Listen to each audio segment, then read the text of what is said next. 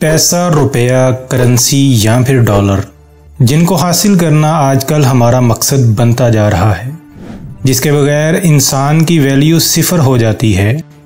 क्या आपको पता है कि करेंसी कैसे शुरू हुई, इसकी इब्तदाई शक्ल क्या थी, और जब ये करेंसी शुरू नहीं हुई थी, इससे पहले दुनिया में लेन देन का निज़ाम कैसे चलता था? तो आइए इस वीडियो में जानते हैं इन सभी सवालात के जवाबात।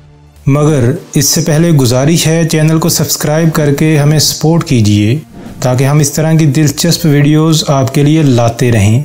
साथ ही वीडियो को लाइक भी ज़रूर कीजिएगा।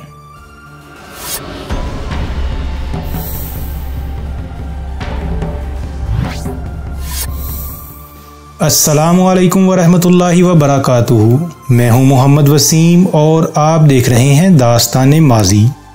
आपने जब से होश संभाला है तो आपने एक बात नोट की होगी कि एक चीज़ की बहुत अहमियत है, और वो चीज़ है पैसा, रुपया यानी करेंसी नोट। क्योंकि जिसके पास ये हों वो जो चाहे ख़रीद सकता है। तो आज हम जानेंगे कि करेंसी नोट कब बनना शुरू हुए और इनकी इर्तिका कैसे हुई। सबसे पहले जान लेते हैं करेंसी क्या है।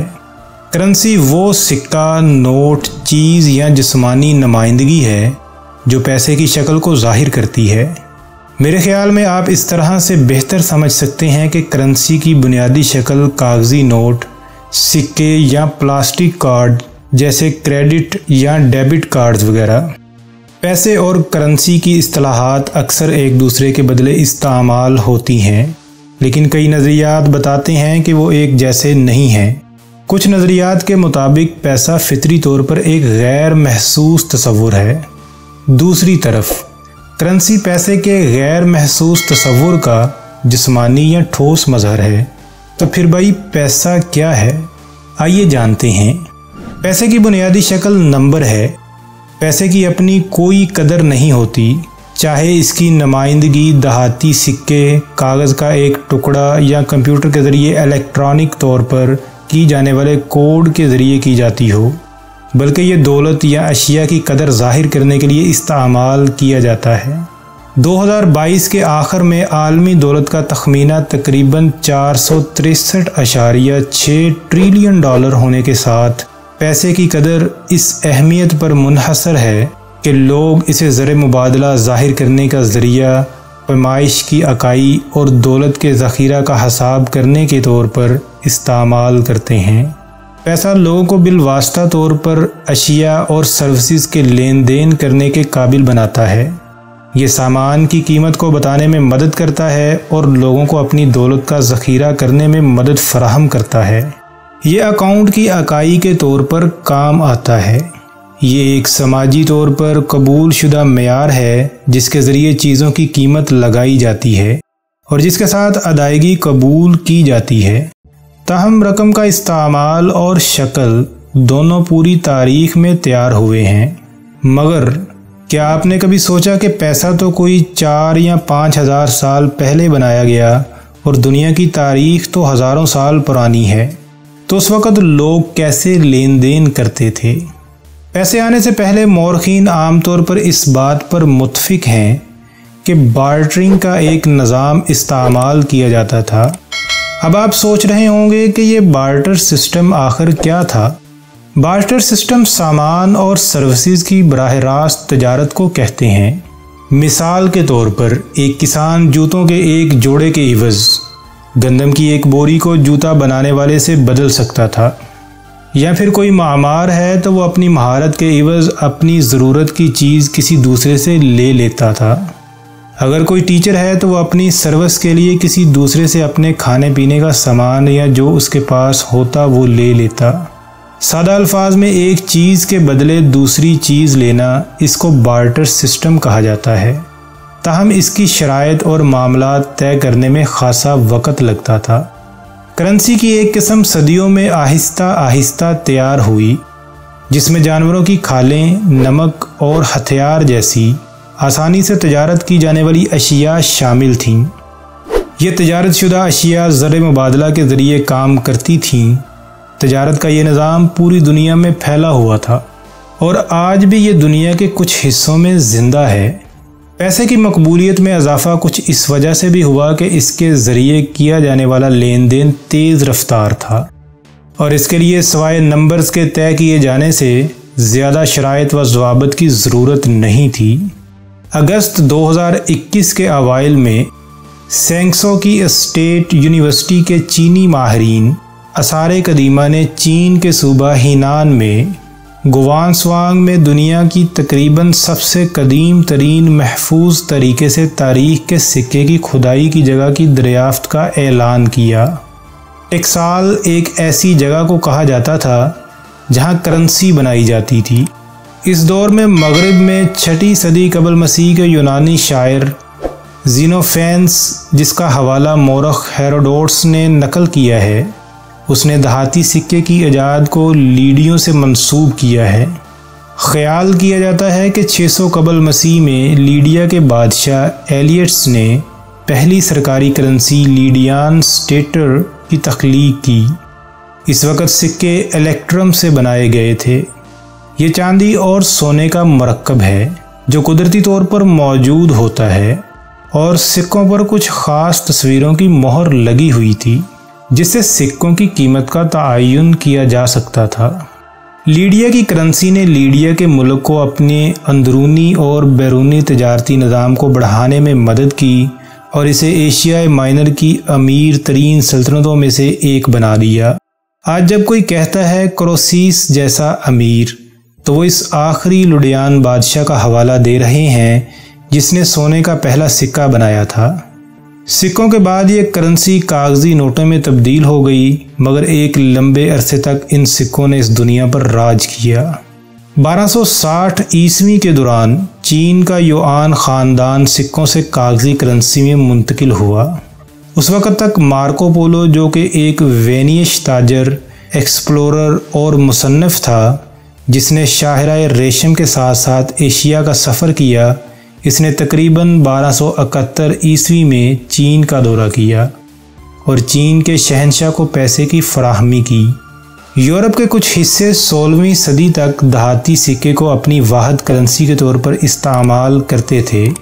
یورپی فتح کے ذریعے نئے علاقوں کے نو آبادیاتی حصول نے قیمتی دھاتوں کے لین دین کے استعمال کے نئے ذرائع فراہم کیے اور یورپی اقوام کو اس قابل بنایا کہ وہ زیادہ مقدار میں سکوں کی کھدائی کرتے رہیں۔ لیکن بینکوں نے آخر کار کاغذی نوٹوں کو پیسے جمع کرنے والوں اور قرضہ لینے والوں کے لیے دہاتی سکوں کی جگہ استعمال کرنا شروع کر دیا۔ ان نوٹوں کو کسی بھی وقت بینک لے جایا جا سکتا تھا اور ان کی قیمت کے بدلے دھات یعنی چاندی یا سونے کے سکوں میں تبدیل کیا جا سکتا تھا۔ اس کاغذی رقم کو سامان اور سروسز خریدنے کے لیے استعمال کیا جا سکتا تھا۔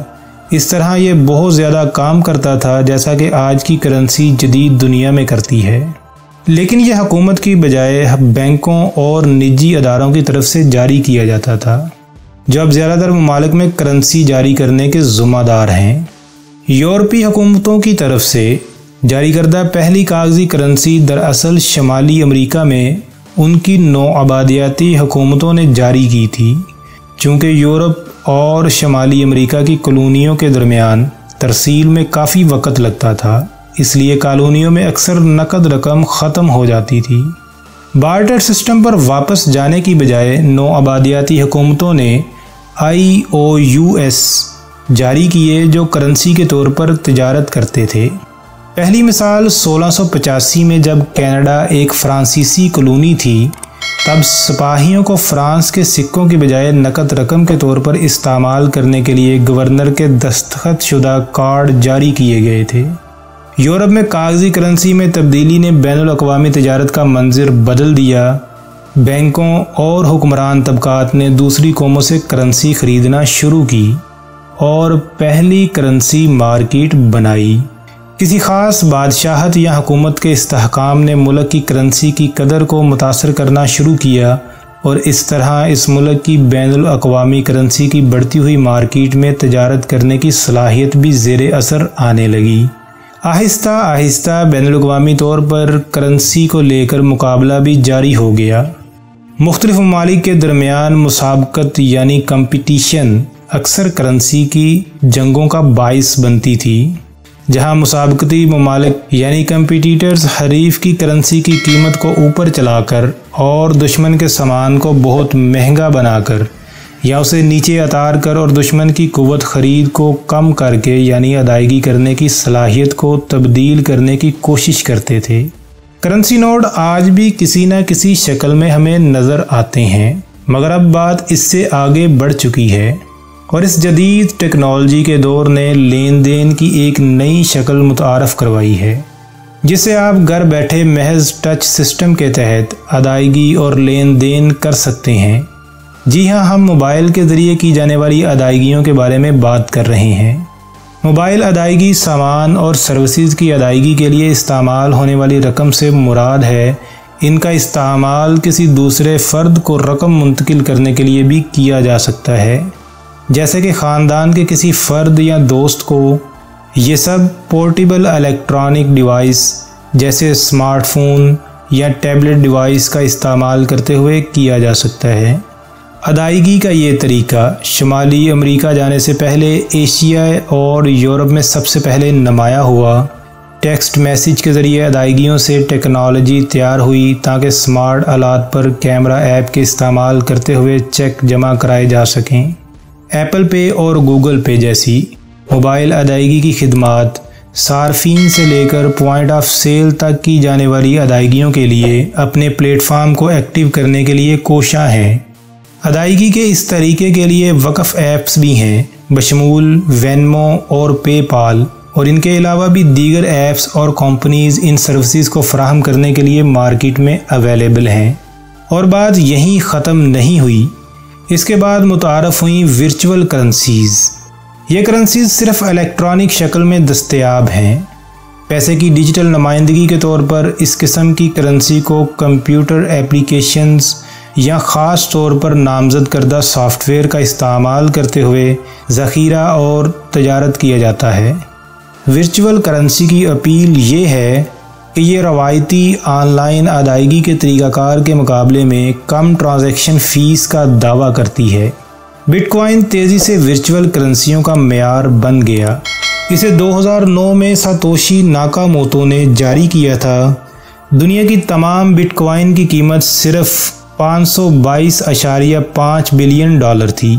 बिटकॉइन जैसी वर्चुअल करेंसियों का कोई फ़िज़िकल वजूद सिक्के जैसा नहीं होता, क्योंकि इनका तबादला तबादले के साथ ही होता है।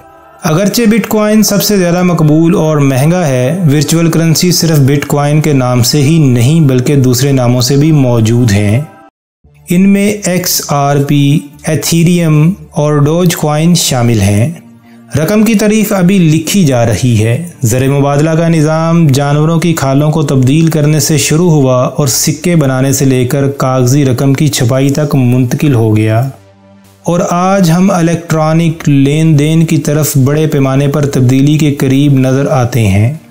मिसाल के तौर पर बार्टरिंग अब भी कुछ मार्केटों में मार्जिन पर होती है, जैसे बिज़नेस टू बिज़नेस और कुछ सार्फिन की सर्विसेज के बदले। मालियाती निज़ाम यकीनी तौर पर उस वक़्त तक तरक्की करता रहेगा जब तक कि इंसान को ज़र मुबादला की ज़रूरत होगी। उम्मीद करता हूँ आपको ये दिलचस्प मालूमात अच्छी लगी होगी। कमेंट में अपनी राय का इजहार लाजमी कीजिएगा। मिलते हैं अगली वीडियो में। अल्लाह हाफिज़।